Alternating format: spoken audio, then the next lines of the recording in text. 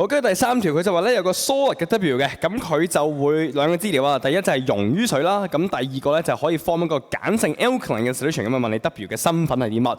咁啊先講溶水啦 ，calcium oxide 係 OK 溶到水嘅。咁啊呢一個 calcium chloride 都可以溶到水，但係 copper 2 oxide 就溶唔到水咁，所以就已經唔係佢啦。咁啊跟住 copper 2 chloride 都溶到水嘅。咁啊但係咧我哋睇翻佢要 form alkaline 鹼性嘅 solution 啊嘛，係咪？咁啊先睇 calcium oxide 啦。嗱 calcium oxide 擺落水嘅時候咧，佢就唔係真係溶咁簡單嘅，其實佢會做一個 chemical reaction 嘅，佢就會 form 咗咧呢個 calcium hydroxide 嘅。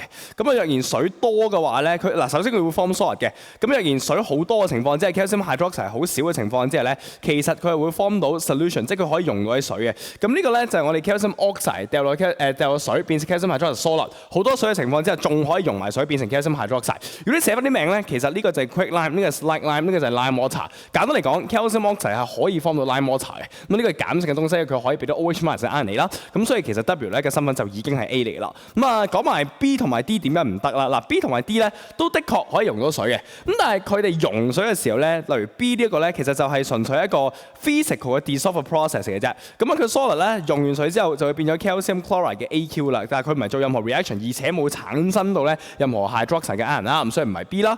咁啊另外 D 都係一樣㗎。咁啊 D 咧 copper 2 chloride 咧雖然本身呢個 solid 咧都係可以溶到水嘅。咁但係佢都只係一個咧physical 嘅 dissolution 嘅 process 啫，而且亦都係冇任何 hydroxide ion 嘅產生嘅，咁所以都唔係 D 嘅，所以你會見到咧 B 即係 B、C、D 都唔係啦，所以答案咧就只會係 A 嘅啫。